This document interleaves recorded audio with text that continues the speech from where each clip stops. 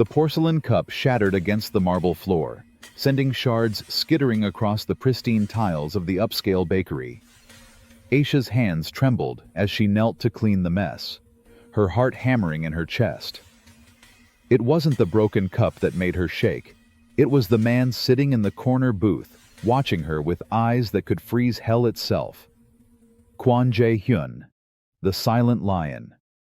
Everyone in Seoul's underground knew that name, whispered it like a prayer or a curse, depending on which side of his favor you stood. "Miss Aysha!" His voice cut through the soft jazz playing in the cafe, smooth as silk and twice as dangerous. "Come here." She straightened slowly, smoothing her apron with damp palms. 23 years old, thousands of miles from home, and drowning in a debt she'd inherited like a family curse.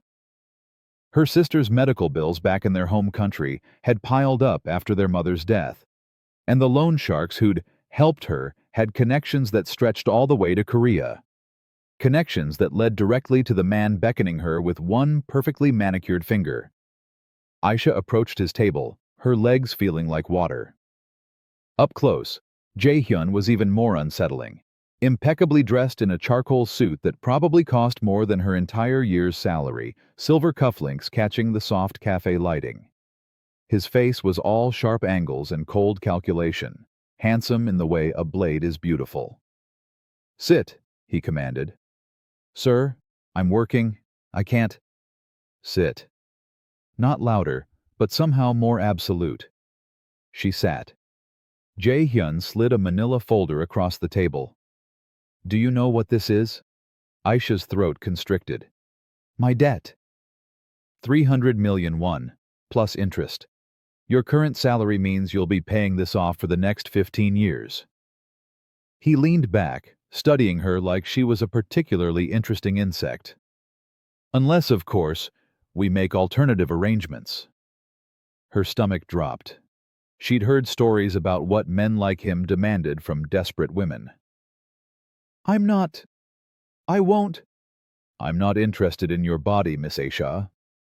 His tone was clinical, almost bored. "I'm interested in your status, specifically, your marital status." The world seemed to tilt. "What?" Jae-Hyun opened a second folder, revealing a contract thick with legal jargon. "I need a wife. 1 year. You'll live in my home, appear at my side for public events, play the role of devoted spouse. In return, your debt disappears. Completely. Additionally, you'll receive 200 million won as severance when our arrangement concludes." Aysha's mind reeled. "Why me? You could have any woman." "Precisely why you." "I don't want any woman. I want someone with no connections to Seoul's elite, no family here to ask questions, no social media presence broadcasting our private life." He tapped the contract. "Someone who needs this arrangement as much as I do. And make no mistake, Miss Aysha, I need this very much." "But why do you need a wife at all?" Something flickered behind his icy gaze. Was it vulnerability? No, it was gone too quickly. "That's not your concern. What is your concern is this. Sign, and your sister receives the best medical care money can buy. Refuse, and the collectors visit her hospital tomorrow." The threat hung in the air like poison gas. Aysha thought of her sister's frail body, the machines keeping her alive, the hope in her eyes during their last video call. "I'll do it," she whispered, "but I need to know one thing." Jae-Hyun raised an eyebrow. Will you expect?" She couldn't finish the sentence, her cheeks burning. "Our arrangement will be entirely platonic," he said flatly. "I have no interest in consummating this marriage. You'll have your own wing of the house, your own life within the boundaries I establish. Think of it as a very well-paid acting role." 3 days later, Aysha stood in the lobby of Jae-Hyun's mansion, and mansion didn't even begin to describe it. The place was a fortress disguised as a palace, all soaring ceilings, marble columns, and the kind of cold grandeur that made you feel small and insignificant. Security cameras blinked from every corner. Men in dark suits patrolled the grounds. This wasn't a home. It was a compound. "Your quarters are on the third floor, east wing," said Min-jun, Jae-hyun's stone-faced advisor, leading her through corridors that echoed with her footsteps. He was younger than his boss, maybe mid-30s, with the watchful eyes of someone who'd seen too much. "You'll take your meals separately, unless the boss requires your presence. You have access to the library, gym, and pool, but the West Wing is forbidden. Master Kwon values his privacy." "When do I meet with him again?" Aysha asked, clutching her single suitcase. "When he summons you. He's a very busy man, Mrs. Kwon." Mrs. Kwon. The name felt like a costume that didn't fit. Her rooms were stunning. A bedroom larger than her entire former apartment, with floor-to-ceiling windows overlooking manicured gardens. A bathroom done in cream marble and gold fixtures. A walk-in closet already filled with designer clothes in exactly her size. It was a gilded cage, beautiful and utterly isolating. That first week passed in a blur of loneliness. Jae-hyun was a ghost in his own house, seen only at a distance, always on his phone, always surrounded by serious men in suits. Aysha wandered the empty halls, ate meals served by silent staff, and felt like she was slowly disappearing. On the 8th night, unable to sleep, she explored the mansion's library.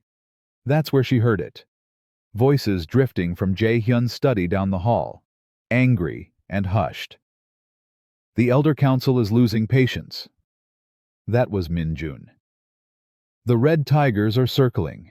They're saying you can't lead because you have no heir, no legacy. They're calling you a dead branch on the Kwon family tree." "I'm aware of what they're calling me." Jae-hyun's voice was ice over, steel. "Then you know we're running out of time. The medical reports are clear. The accident when you were 15 left you completely sterile. No procedure, no treatment can change that, so unless you can conjure a miracle..." "That's exactly what I intend to do." Silence. Then Min-jun, carefully. "What are you saying?"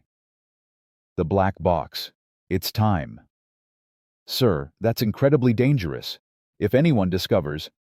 "No one will discover anything. Dr. Chung is loyal, and the girl knows nothing.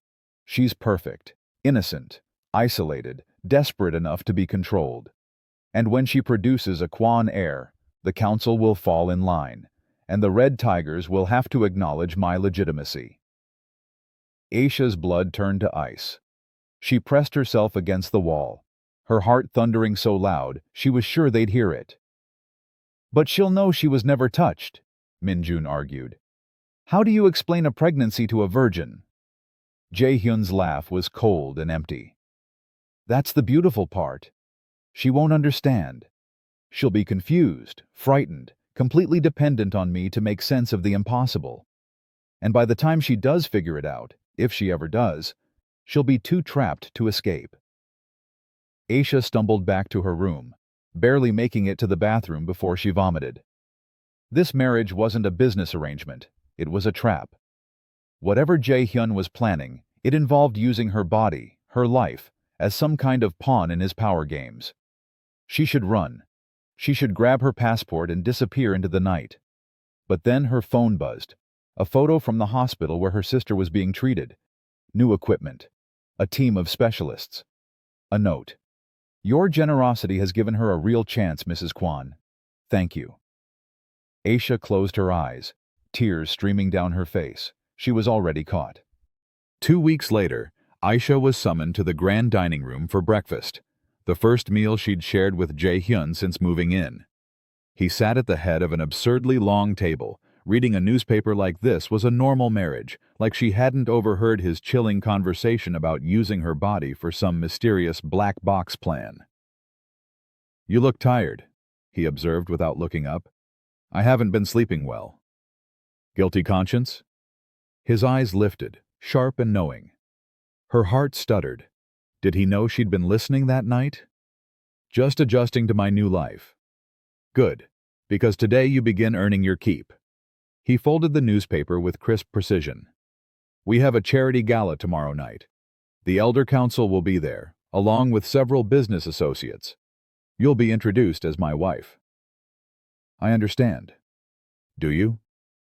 He stood, buttoning his suit jacket. These people are sharks, Aysha. They'll smile at you while calculating how to use you against me. You'll wear what I choose, say what I script, and never— He leaned close, his breath cold against her ear. Never forget that your sister's life depends on your performance. The gala was a nightmare wrapped in champagne and silk. Aysha wore a stunning emerald gown that probably cost more than her family's house, her hair swept up by professional stylists who'd arrived at dawn. She looked like royalty. She felt like a prisoner on display. Mrs. Kwon, how charming! An elderly woman with too much jewelry grasped Aysha's hand. When did you and Jae-Hyun meet? At the bakery where I worked, Aysha said, sticking to the script. He swept me off my feet. How romantic! And when can we expect to hear the patter of little feet? The question hit like a slap. Jae-Hyun's hand tightened on her waist, a warning. When God wills it, he said smoothly. Though I must say, I'm hopeful. Later, as they mingled, Aysha noticed the stares. Some curious, some hostile, all calculating. She was the outsider, the foreigner, the nobody who'd somehow captured the silent lion. They were waiting for her to fail. You're doing well, Min-jun murmured, appearing at her elbow with champagne. Better than I expected. Is that supposed to be a compliment? He almost smiled. From me? Yes. Can I ask you something? Aysha kept her voice low. Why does he need this so badly? An heir, I mean. Min-jun's expression shuddered. That's not my story to tell. But you know what he's planning. You know about the black box. His eyes widened fractionally. You were listening that night. Wouldn't you? If someone was plotting to use your body without your consent? Mrs. Kwon. Don't call me that. My name is Aysha. Min-jun glanced around, ensuring no one was in earshot. Listen to me carefully. Master Kwon is not a good man. He's a necessary man. And sometimes, in our world, those who are necessary do terrible things to maintain order. If you're smart, you'll play your role and walk away wealthy when this is over. And if I don't want to play along? His face was grave. Then you won't walk away at all. 3 days later, Jae-Hyun announced over breakfast that Dr. Chung would be visiting for a routine health screening. All my staff undergo regular checkups, he explained. It's policy. Aysha's stomach twisted. This was it. Whatever he'd been planning, it was happening now. Dr. Chung arrived that afternoon, a thin man with wire-rimmed glasses and the nervous energy of someone who knew too many dangerous secrets. He set up in a private clinic within the mansion, a sterile room Aysha hadn't known existed. Just a standard examination, Dr. Chung said, his smile not reaching his eyes. Blood work, vitals, nothing invasive. But it felt invasive. Everything about this felt wrong.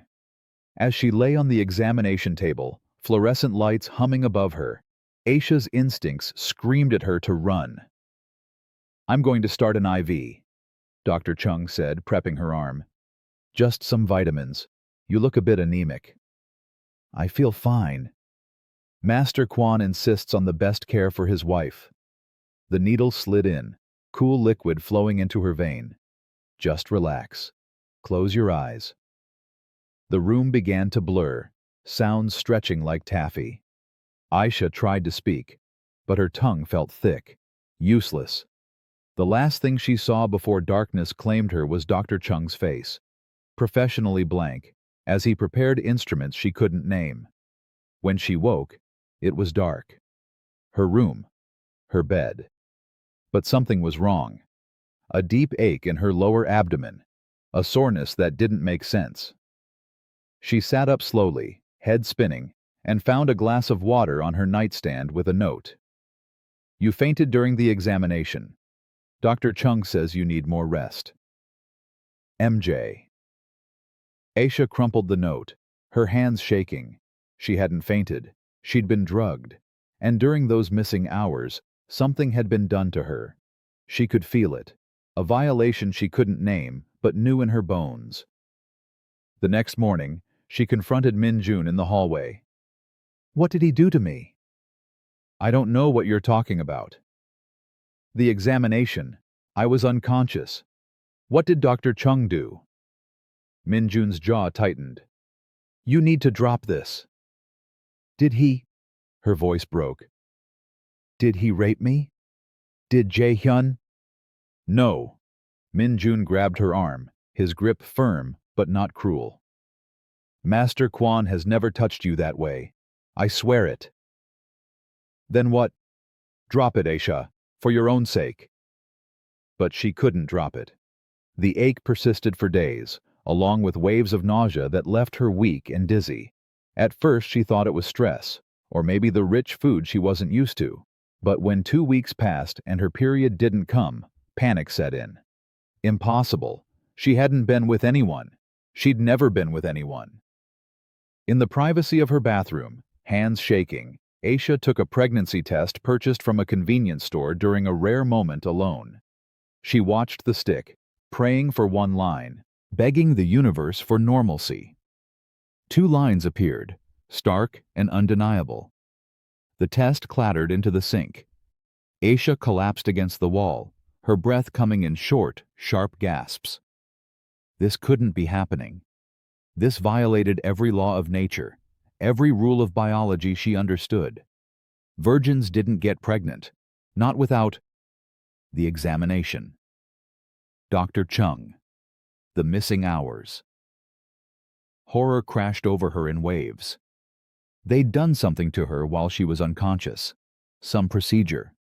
The black box. Oh God, what had they put inside her? She was still sitting on the bathroom floor, test clutched in her fist, when someone knocked on her bedroom door. "Mrs. Kwon, Master Jae-Hyun requests your presence in his study." Aysha stood on legs that barely held her, splashed water on her face, and hid the test in her pocket. When she entered Jae-Hyun's study, he was pouring himself scotch despite it being barely noon. "You look pale," he observed. "Are you unwell?" This was it, the moment that would determine everything. Aysha could lie, hide the pregnancy, try to figure this out alone. Or she could confront him, demand answers, risk everything. She pulled the test from her pocket and placed it on his desk. Jae-Hyun's eyes dropped to it, and for the first time since she'd met him, his mask cracked. Shock. Then, something that looked almost like joy, quickly suppressed. "How is this possible? You tell me." Her voice was steel wrapped in terror. "I've never been with anyone. Never. So how the hell am I pregnant?" He picked up the test, studying it like it held the secrets of the universe. "Remarkable." "Remarkable? That's what you have to say?" "It's a miracle, Aysha. Don't you see?" He looked at her, and his smile was the most terrifying thing she'd ever seen, genuine, ecstatic, utterly devoid of humanity. "Against all medical odds, against all probability, you're carrying a child, my child. It's not yours. It can't be yours. We've never—" "Details." He waved his hand dismissively. "What matters is that you're pregnant. That changes everything." "What did you do to me?" Aysha's voice rose, cracking. "During that examination, what did Dr. Chung do?" Jae-Hyun's expression hardened. "I'd advise you to accept this blessing and stop asking dangerous questions." "Blessing? You violated me. You put something inside me without my consent." In one fluid movement, he was in front of her, his hand gripping her chin, forcing her to meet his eyes. "Listen very carefully. You are pregnant with a Kwon heir. That child is my legitimacy, my future, my shield against enemies who want me dead. And you will protect that secret with your life." "Or what?" He released her, walking to his desk and pulling up something on his tablet. He turned it toward her. Security footage. Her sister's hospital. Men in dark suits entering the building. One word about how this pregnancy occurred, one hint of scandal, and your sister has a tragic accident. Am I clear? Aysha's knees buckled. She caught herself on a chair, tears streaming down her face. You're a monster. I'm a man who does what's necessary. He pocketed the pregnancy test. Dr. Chung will confirm this officially tomorrow. And then, my dear wife, we announce to the world that the impossible has happened. The infertile mafia boss is going to be a father. The announcement party was a spectacle of obscene wealth and barely concealed power plays. Crystal chandeliers cast prismatic light over Seoul's elite, all gathered to witness Jae-Hyun's miracle. Aysha stood beside him on a raised platform, her hand resting on her barely there bump, smiling until her face hurt, while cameras flashed and congratulations poured in like poison disguised as wine. To my beautiful wife, Jae-Hyun announced, raising his glass, who has given me what I thought impossible. A future. An heir. A legacy. The crowd erupted in applause. Aysha caught Min-jun's eye across the room. He looked away quickly, guilt written across his features. Even he couldn't stomach this performance. Among the crowd, she noticed a man who didn't applaud, tall, sharp-featured, with the predatory grace of someone who'd grown up in violence. His eyes were fixed on Jae-Hyun with an intensity that bordered on hatred. When their gazes met, Aysha felt a jolt of recognition she couldn't explain. He raised his glass to her in a mocking salute before disappearing into the crowd. Who was that? She whispered to Jae-Hyun. His jaw tightened. No one important. Smile, Aysha. You're starting to look ungrateful. But later, when she was finally alone in her room, exhausted and nauseated from the evening's charade, Aysha couldn't get that man's face out of her mind. There'd been something in his expression, not just hatred for Jae-Hyun, but something like recognition when he looked at her belly. Like he knew a secret. She needed answers, real answers. And she wasn't going to find them by playing the obedient wife. That night, after the mansion fell silent, Aysha crept through the darkened hallways toward the West Wing, the forbidden territory. Her bare feet made no sound on the marble floors. Security cameras tracked her progress, but she'd observed the patterns. Min-jun had mentioned once that the night shift guard took a smoke break at 2 a.m. She had a 15-minute window. Jae-Hyun's private office was locked, but Aysha had stolen a keycard weeks ago, waiting for the right moment. Her hands shook as she swiped it. The lock clicked. She slipped inside. The office was austere, all dark wood and leather, with floor-to-ceiling bookshelves and a massive desk that commanded the room. But Aysha wasn't interested in the obvious. She'd learned enough about powerful men to know they never kept their real secrets where you'd expect. She found it behind a false panel in the bookshelf, triggered by pressing a certain leather-bound volume. The hidden safe. And miracle of miracles, Jae-Hyun had been arrogant enough to use a simple code. His birthday. Inside the safe lay several items. Stacks of cash, a handgun, various documents, and a small titanium case marked with a biohazard symbol. The black box. Aysha's fingers trembled as she opened it. Inside, nestled in medical-grade foam, were several vials and a thick file. She pulled out the file. Her thud. Heart hammering so loud, she was sure someone would hear it. The first page made her blood run cold. Cryopreservation storage. Kwon Jae-Hyun. Final viable samples. Date of death, October 15th, 2019. Jae-Hyun. Not Jae-Hyun. The child inside her wasn't the infertile mafia boss's miracle. It was his dead brother's last legacy. Aysha's hands shook as she flipped through the documents. Medical records, a death certificate, and then photographs. A young man with Jae-Hyun's features, but softer, warmer. A man who smiled with his whole face instead of just his mouth. Kwon Jae-Hyun, 28 years old when he died. Beloved by the community. Respected by allies and enemies alike. And according to the autopsy report, murdered by multiple gunshot wounds in what was officially ruled as a Red Tiger's clan attack. But tucked between the pages, Aysha found something that didn't fit the official narrative: a handwritten letter in Korean. Her fluency, the very skill that had helped her survive in this country, now revealed a horror she wished she'd never discovered. Brother, if you're reading this, then my suspicions were correct, and I didn't survive our meeting tonight. The Red Tigers didn't betray me. You did. I know about the Elder Council's ultimatum. I know you need an heir to maintain control. And I know you're desperate enough to do anything, even kill your own brother, to keep your power. I've left this letter and my frozen samples with Dr. Chung, with instructions to deliver them only if I die under suspicious circumstances. Perhaps you'll use what I've left behind. Perhaps not. But know this. You may steal my legacy, but you'll never be half the man I was. The letter slipped from Aysha's fingers. Jae-Hyun had murdered his own brother, and now he was using that brother's stolen sperm to create an heir, using Aysha's body as an incubator for his dead brother's child. A child who would never know his real father was the man Jae-Hyun had killed. I wondered when you'd find your way here. Aysha spun around. Min-jun stood in the doorway, his expression unreadable. Please, she whispered. Please don't tell him. Tell him what? That his wife is finally learning the truth? Min-jun closed the door behind him, locking it. I've been leaving you breadcrumbs for weeks, Aysha.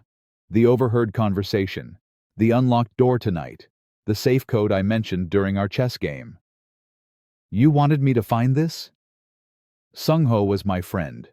My real friend. Not like Jae-Hyun, who only keeps people around as long as they're useful. Min-jun's voice cracked. He was a good man. And his brother executed him like a dog because he was too popular, too beloved. The Elder Council was considering making Sung-ho the next head of the family. Jae-Hyun couldn't let that happen.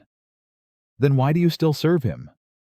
Because in our world, revenge is a dish that requires patience and perfect timing. Min-jun pulled out his phone, showing her a contact. Se-hyun, Sung-ho's best friend, the current boss of the Red Tigers. He's been waiting for proof of Jae-hyun's betrayal for 5 years. The Red Tigers didn't kill Sung-ho? They were set up, blamed for a murder they didn't commit to spark a war that would consolidate Jae-hyun's power. Min-jun's eyes hardened. Se-hyun has been gathering evidence, building alliances, waiting for the right moment to strike. And you, Aysha, pregnant with Sung-ho's child, you're the proof we've been waiting for. Aysha's mind raced. If I testify against Jae-hyun, he'll kill my sister. Not if we move first. Not if we expose him in front of the Elder Council, where even he can't escape judgment for the ultimate sin, killing your own blood. Min-jun stepped closer, urgent. Se-hyun can protect your sister. He has resources Jae-hyun doesn't know about. But you have to trust me. Trust us. Why should I trust anyone in this nightmare? Because Sung-ho trusted me with his final wishes. He knew I'd find a way to expose the truth. And because... Min-jun pulled out another photograph from his jacket. Sung-ho, smiling, with a woman Aysha didn't recognize. Sung-ho was going to be a father. His girlfriend was 2 months pregnant when Jae-hyun killed him. She lost the baby from the stress and grief. That child would be 5 years old now if Jae-hyun hadn't destroyed everything. Tears blurred Aysha's vision. This baby deserves better than being a pawn in someone's power play. Then give him better. Expose Jae-hyun. Let Se-hyun help you escape. Raise Sung-ho's child in freedom, not in this gilded prison. Min-jun's voice was fierce. But we have to move fast. The Elder Council meeting is in 3 days. That's when Jae-hyun will present you and solidify his legitimacy. After that, you'll never be free. A door slammed somewhere in the mansion. They both froze. Go, Min-jun hissed. I'll replace everything. Tomorrow night, midnight. There's a service entrance on the east side. A car will be waiting. Se-hyun wants to meet you. He can explain everything. And if this is a trap? Then we both die. but at least we die trying to do the right thing. The next night, Aysha wore dark clothes and crept through the mansion like a ghost. Her heart hammered with every step. The pregnancy made her slower, more cautious.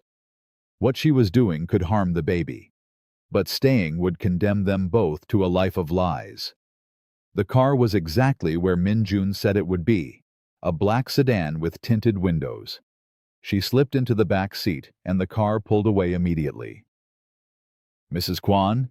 said the driver, glancing at her in the rearview mirror. "Or should I say, Miss Aysha? My boss has been waiting to meet you." They drove for 30 minutes into Seoul's industrial district, finally stopping at what looked like an abandoned warehouse. But inside, it was transformed. A luxurious office hidden behind decrepit walls. And waiting there was the man from the party, the one who'd looked at her with such knowing hatred.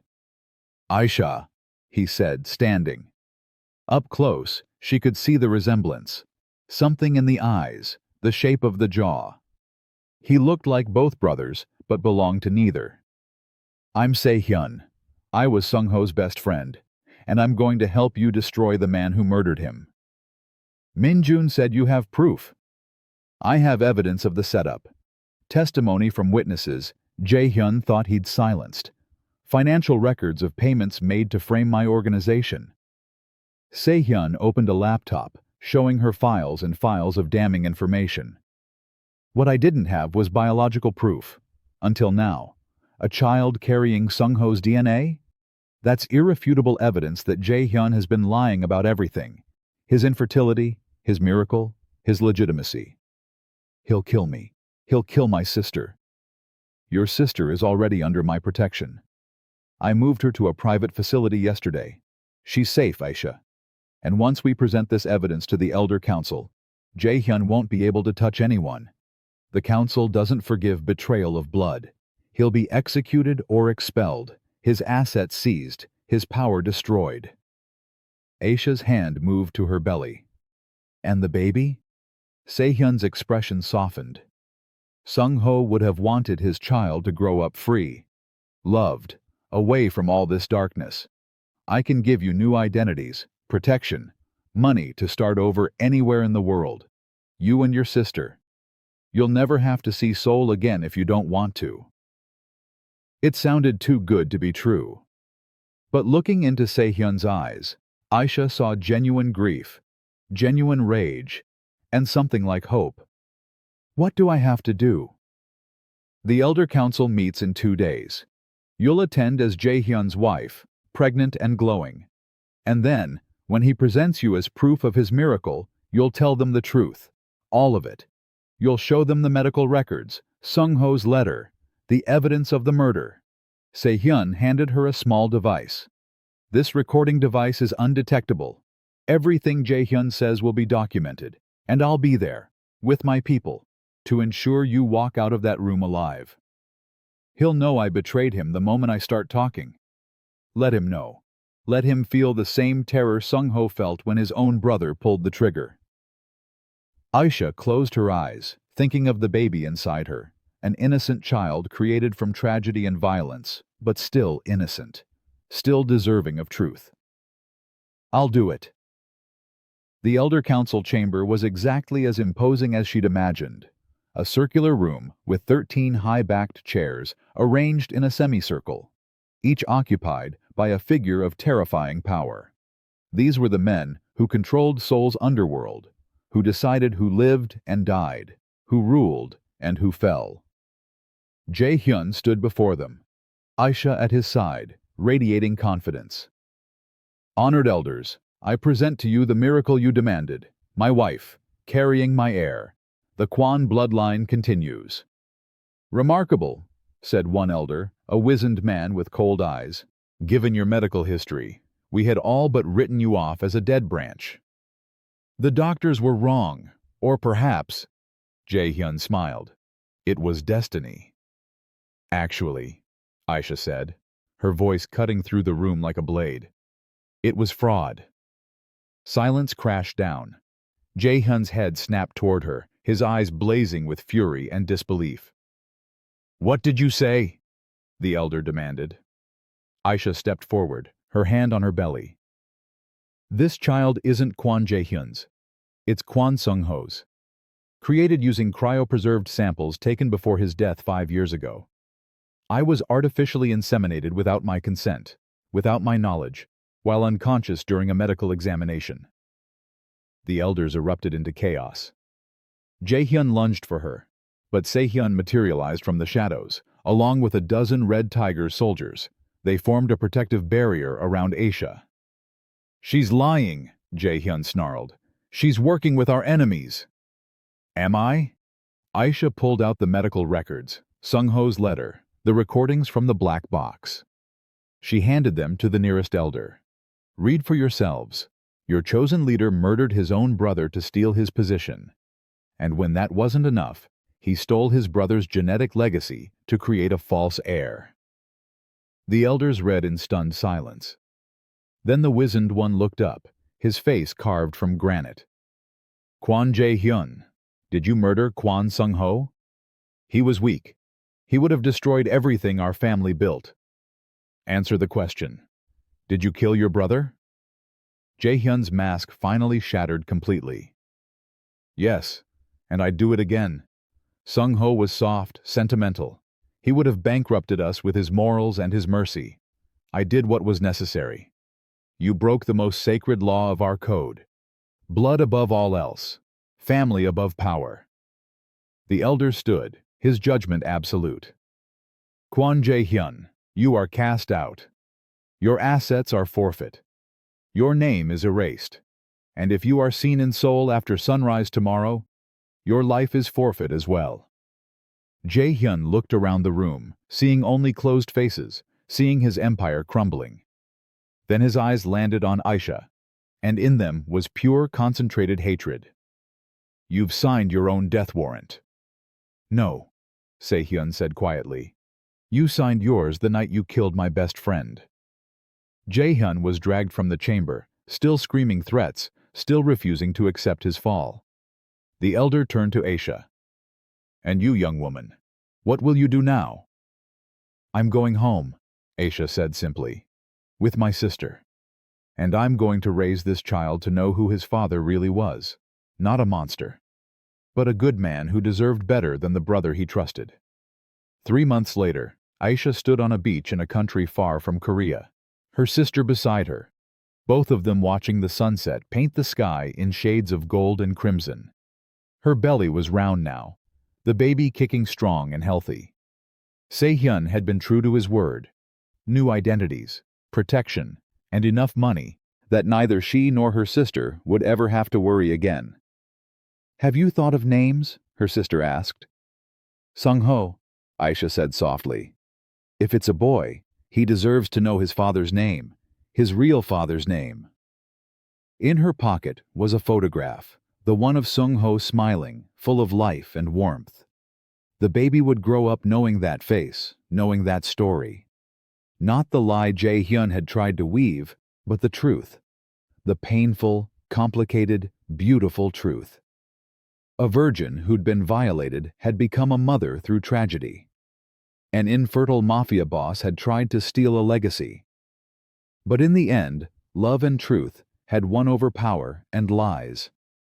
The baby kicked again, as if agreeing. Aysha smiled, placing her hand over the life growing inside her. Not a pawn, not a weapon, but simply a child. A child who would grow up free, loved, and surrounded by the truth.